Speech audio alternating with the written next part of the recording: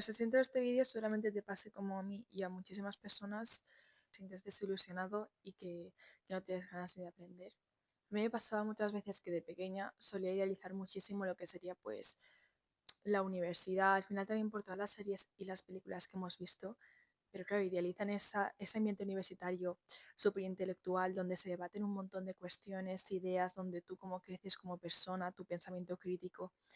Y a mí me fascinaba eso, o sea, yo realmente como que tenía esa ilusión de que cuando llegara a bachiller o cuando llegara a la universidad, pues las cosas serían así y que, no sé, aprenderíamos a ser pues como humanos más realizados y conectados con lo que son las humanidades, el pensamiento crítico, un poco saber de todo, un poco el saber general. Y hablo desde la experiencia que he tenido yo, obviamente, bajo la educación que he recibido. eh, pues me he decepcionado mucho y también he llegado a perder la ilusión de seguir aprendiendo, porque al final en el sistema educativo en el que vivimos, sobre todo en España, porque es el único que conozco también, veo que se fomenta mucho pues lo que ya sabemos que es los resultados y se enfoca en eso, en tener buenos resultados, en tener buenas notas. Ya ni siquiera se interesan por tu pensamiento crítico, muchas veces van directamente a los tipo test porque solo lo haces para el examen, no porque realmente quieras aprenderlo. Y también la forma en la que se enfocan las clases, pues no fomentan ese pensamiento crítico, no fomentan ese debate. También nosotros como alumnos no lo fomentamos muchas veces porque estamos acostumbrados a todo esto desde pequeños. Al final, si te han acostumbrado a que en clase tienes que callar, oír y copiar lo que pone el profesor en la pizarra, pues ¿qué vas a hacer, no? Pero pensándolo y al final por ejemplo, yo este curso en la universidad pues me he desmotivado muchísimo y se ha notado obviamente en mis notas estos años de desgaste se han visto bastante resentidas y es normal porque como que he perdido la ilusión de aprender, o sea, es como que voy a clase ya por obligación, porque tengo que ir, porque tengo que tener un título, porque tengo que aprobar el examen. Y yo digo, es que no quiero seguir así y más como en la universidad, o sea, esta experiencia universitaria que en teoría solo se vive una vez, pongo entre comillas porque mucha gente pues hace 2 carreras, 3 o se cambia lo que sea, pero no quería seguir malgastando así mi tiempo. También es verdad, quería obtener mejores resultados, porque al final los resultados te llevan a ciertas oportunidades que bajo resultados no te pueden llevar. Entonces, investigando una noche, ahora pues no sé, una semana, pues en las Ivy League y tal, como los libros que recomendaban a sus primeros alumnos. Y encontré este libro de Ken Vine que se titula Lo que hacen los mejores alumnos universitarios. Claro, el título digo, ¡buah! Con esto voy a sacar unas notazas. Vamos, eso es lo que quería yo, ¿sabes? Como para sacar buenas notas, para tener resultados y tal. Entonces me lo compré por eso, pero no tenía ni idea. Y conseguirlo en español en Amazon está, porque lo compré de Amazon. La portada la verdad es que no es nada bonita, ¿eh? Pero bueno, en inglés es más bonita.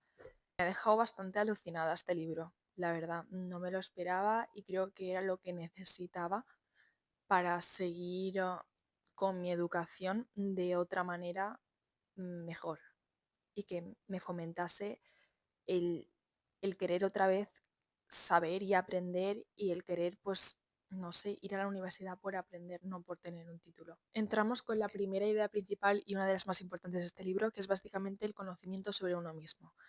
Todas las personas que han sido exitosas y que han tenido una vida plena y que son súper cultas que entrevistan en este libro, tenían un amplio conocimiento sobre su pasión y sobre ellos mismos. Para ser creativo, que es básicamente una de las cualidades que tenían todos, es básicamente el comprenderse a uno mismo. Aquí nos da varios ejercicios que podemos hacer. Uno de ellos era escribir como nuestra historia personal hasta la fecha y investigar las reacciones a lo que nos pasaban, como una especie de ver en tercera persona, como si nosotros fuéramos un personaje de novela, cómo es ese personaje, las historias que nos han pasado, cómo las reacciones, cómo nos sentimos acerca de... Lo más importante es que nos examinemos a nosotros mismos y que nos examinemos también la manera en la que trabajamos para poder cambiar las cosas que no funcionan de esa manera en la que trabajamos o poner cosas nuevas o fomentar o trabajar en las cosas que ya funcionan, etcétera. Es como conocernos a nosotros mismos y de la forma en la que trabajamos y en la que nos tomamos las cosas. Al final, nosotros vamos a ser la única persona que va a estar siempre con nosotros en nuestra vida y es muy importante el intentar conocerse de maneras más profundas, más intrínsecas de cómo funciona nuestra mente acerca de diversas cosas, porque al final cada persona, que es otra cosa que también lo dice mucho en este libro, cada persona es única, o sea, no hay dos pensamientos iguales, yo no voy a pensar igual que piensa mi hermana, ni que piensa mi hermano, etcétera. Cada persona es única y aquí le da mucho valor a esa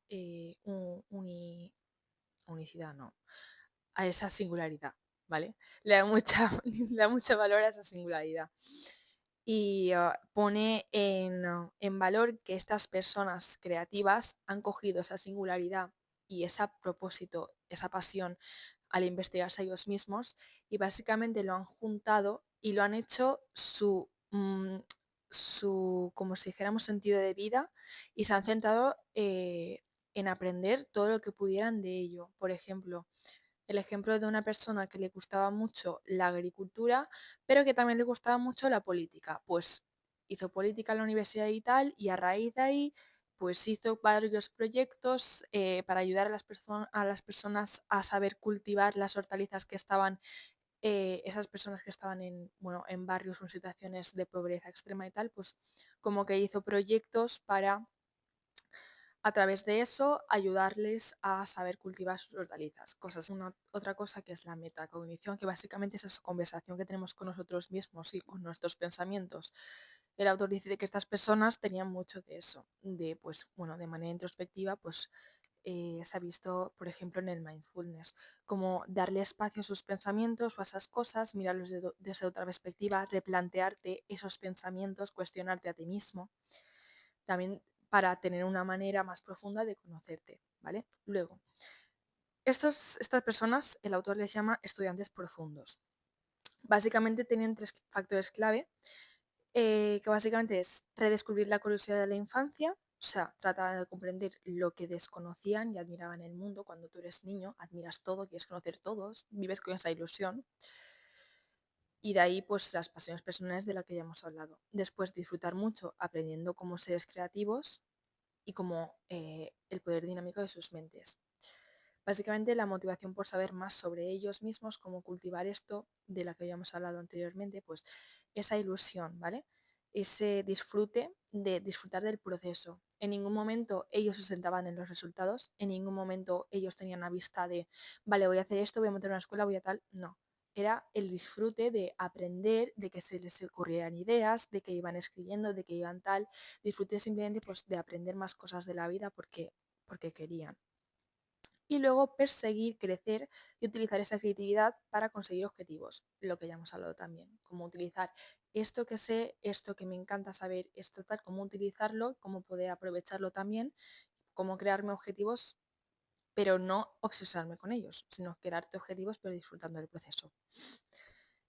Básicamente sacaban conclusiones sobre lo que le daban valor, sobre la clase de personas que querían ser, o sea, como que se hacían preguntas muy profundas de sus valores, de sus creencias, de cómo tal, cómo querían vivir, y a raíz de ello iban buscando su propósito, y a raíz de ello iban centrándose en lo que querían aprender. Estas personas no veían el fracaso como una cosa negativa, al revés, de hecho veían el fracaso como una oportunidad para seguir aprendiendo. Y es muy importante esto porque al final, en un mundo en el que siempre se nos ha inculcado que el fracaso es algo negativo, que tenemos que llegar a los mejores resultados siempre, que tenemos que tener esa excelencia, esa matrícula de honor y tal, la gente, los niños sobre todo, porque te inculcan esto desde niños, pues tenemos una inteligencia fija, tenemos ese miedo a fallar y por eso no intentamos y por eso vamos por la línea más superficial del aprendizaje para intentar ahorrarnos ese sufrimiento. Pero aquí el autor pues, nos explica que es muy importante que el fracaso nos debe gustar, que ese guste nos libera de esas presiones y hace que tengamos puro goce por el aprendizaje. Nuestro cerebro construye la realidad y nos explica que hay pues, 3 tipos de cerebro, ¿vale? El cerebro Spock, que es el razonamiento, la lógica, el saber; el cerebro Caimán, que es el más primitivo, el de lucha o huida; y el cerebro del placer. Básicamente nos dice que cuando el cerebro Caimán, que es el lucha o huida, o sea, la ansiedad, ese miedo, pues se activa, el cerebro Spock deja de funcionar correctamente. Y por eso cuando tienes un examen y tienes miedo de fallar, porque tienes miedo al fracaso, cuando estás en el examen con esa ansiedad, no te acuerdas ni de la mitad. O lo haces fatal porque sabes hacerlo mejor, pero lo haces fatal. Se ha comprobado en diversos estudios que esto de verdad pasa y que nuestro cerebro reduce a la mitad por su capacidad. Entonces es muy importante el no darle importancia. En ningún momento todas las personas que he entrevistado solo dicen que como el fracaso lo veían como algo positivo, no le dan importancia en ningún momento a sacar matrículas. No. De hecho, hay gente que era un estudiante mediocre y ha sido, vamos, o sea, una persona súper exitosa y súper creativa al final. Entonces, el lenguaje también es importante, muy importante cómo nos hablamos y cómo formulamos las cosas para que nos parezcan atractivas. También, bueno, he explicado varios sesgos que tenemos que entender cómo funciona nuestro cerebro para entender qué nos pasa y poder identificarlo y decir, vale, si esto es esto, pues bueno, paso y sigo adelante. Siempre va a haber un sesgo de mi parte, que es básicamente pensar desde mi perspectiva y de que mi perspectiva es la correcta. El sesgo por viveza, que es como lo que resalta al cerebro, pues le va a gustar más. Y el sesgo y el prejuicio por encuadre, ¿vale? El prejuicio por encuadre es básicamente cómo están estructuradas las hipótesis, las preguntas, para que nosotros lo veamos de una forma negativa o positiva. Por ejemplo, tú vas a ver positivo la reducción de impuestos a propietarios, pero vas a ver negativo si te digo que es un castigo para los que pagan alquiler. Entonces, ese es el prejuicio de encuadre, el planteamiento de la pregunta y cómo esto nos genera una cosa u otra. Conociendo esos sesgos, podemos utilizarlo en nuestro beneficio para que nos resulte atractivo estudiar alguna cosa. Y luego explicamos el cerebro placer, que es básicamente esa pasión por lo desconocido, por querer saber más, ese entusiasmo por la vida, por la creación. Hablamos también de cómo manejar problemas mal estructurados. El autor nos dice que estas personas se rodean de personas distintas, desde puntos que tenían puntos de vista distintos a ellos, y les gustaba que les cuestionasen, les gustaba discutir y debatir de manera ética, lo que les hacía por replantearse su propio conocimiento y expandir su mente. También permitir otro punto de vista contrario es muy importante. Desarrollar fascinación por el mundo e intentar comprenderlo, comprometerse con investigaciones originales, ir investigando por tu cuenta, leer un montón, artículos, libros, tal. Tener apoyo de un mentor está muy bien, pero si no lo tienes, pues básicamente yo recomiendo pues buscar a gente con intereses. Ahora que tenemos las redes sociales, este libro está escrito desde hace unos cuantos años, creo que 2012, no lo sé. Pero bueno, ahora que están las redes sociales en tanto auge, está muy bien utilizarlas de manera que nos beneficien, y puedes buscar pues, a gente que se dedique a hablar de temas que le interesan, a que se dedique a cómo hacer clubs de debate, clubs de lectura, etcétera. Luego también habla de niveles de razonamiento. No voy a centrarme mucho en eso porque era más como una especie de estructura que varios investigadores psicológicos habían hecho, pero básicamente las personas que se entrevista tenían el más alto nivel de razonamiento, que era el cual reconocían y construían conocimientos y tomaban decisiones sobre problemas mal estructurados, como ya hemos hablado, ¿vale? Pero tenían una indagación razonable y tenían un razonamiento reflexivo. El autor nos habla también de la autoestima y habla desde dos facetas, la autoestima positiva y cuando la autoestima se liga, o sea, como tu valía como persona, se liga a el resultado de las notas que mucha gente le pasa. Cuando esto sucede, cuando hay una alta autoestima si saco un 10 y cuando hay una baja si saco un 2, esto no es autoestima verdadera. Y de hecho, el concepto de autoestima no le gusta al autor, sino que él cambia que las personas de este libro utilizan la autocompasión. La autocompasión básicamente es generosidad con uno mismo, el ser humilde, ser amable contigo, como si fueras como tu mejor amigo. La humanidad compartida, que es saber que todo forma parte de la experiencia humana, que esto que estás pasando, que estás por un mal momento, va a mejorar y que todo forma parte de la experiencia de vivir. Y la práctica de la conciencia plena, o sea, saludar esos pensamientos y sentimientos que nos generan malestar. Y que perdonarse uno mismo es muy importante también para realizar estas cosas, para enfrentarse a un mal comportamiento, saber que todo el mundo procrastina, comprenderte como ser humano, no castigarte y seguir avanzando y seguir buscando ese aprendizaje. Hablamos del aburrimiento. ¿Qué hacía esta gente cuando se aburría? Pues formulaba preguntas, participaba activamente fuera y dentro del aula, buscaba, aunque se aburrieran, buscaban la forma de no hacerlo, de estimular su mente todo el rato. Las prácticas que esta gente hacía a la hora de leer o estudiar. Acciones profundas, especulaban sobre lo que iban a leer, examinaban un libro antes sobre el autor, las cosas que iban a leer y tal, hacían conexiones con otras cosas que sabían, muy importante esto. Eh, Generaban vínculos y asociaciones con otras cosas que habían leído, evaluaban la calidad y naturalidad del libro, también reconocían claves y acuerdos entre el texto y cosas que no estaban en desacuerdo, como que miraban distintas perspectivas todo el rato, subrayaban, hacían apuntes, se preguntaban sobre las cuestiones del libro, si esto era bien, si esto, qué pensaban sobre ello. También leían como si fueran a dar una clase. Es muy importante esto también a la hora de estudiar, el leer y estudiar como si fueras a dar una clase a otra persona. Pasamos a el método de estudio. Que estudiaban elaborando y asociando ideas. O sea, cuando tenían el texto del estudio, subrayaban las cosas y buscaban las ideas y las asociaban con eh, algún color, alguna cosa, algunas preguntas. Comprendían antes de recordar, que es muy importante. Aquí buscamos un aprendizaje profundo y que nos sirva. O sea, comprender antes de recordar. Y repetir, muy importante. No repetir de forma vaga y la última noche del examen, sino que repetían pues a lo largo de las distintas semanas y repetían de una forma de comprender y asociación. O sea, de comprendiendo y asociando las ideas, pues las repetían. También el autoexamen, autoexaminarte y no tener miedo de fracasar, no tener miedo de equivocarte. A mí muchas veces me pasaba que incluso estudiando yo misma, sola en la habitación, no me autoexaminaba por miedo a que lo hiciera mal y era como autosugestionarme de que me iba a salir mal el examen y tal, y que no tiene nada que ver. De hecho, dice que la gente que se autoexamina y lo hace fatal tiene mejores resultados que la gente que no lo hace y que se cree que va bien. O sea, es como el autoexaminarte exige a tu mente buscar en los recovecos más profundos sobre ese conocimiento. No estudiar siempre en un mismo sitio, que eso me ha parecido curioso. Yo no lo sabía, yo siempre he estudiado pues, en mi escritorio, ¿sabes? Y aquí te dice que el cambiar de sitio, tener al menos dos espacios en los que ir, como que expande más tu mente. También no tener multitarea, pero estudiar más de una asignatura a la vez. Esto es raro cuando lo escuchas, pero básicamente te dice que no multitarea, es decir, no estar estudiando y viendo la tele, obviamente, pero estudiar más de dos asignaturas a la vez, fomentando la asociación entre ellas, o sea, viendo asociaciones y evidencias entre ellas y haciendo conexiones más profundas sobre las distintas asignaturas.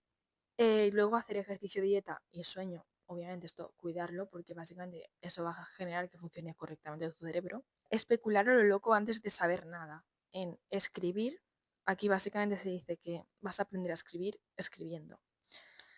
Y que hay un enorme beneficio en la escritura sin restricciones, en esa escritura creativa que te hace conocerte a ti mismo, en esos sentimientos que puedes escribir en el papel.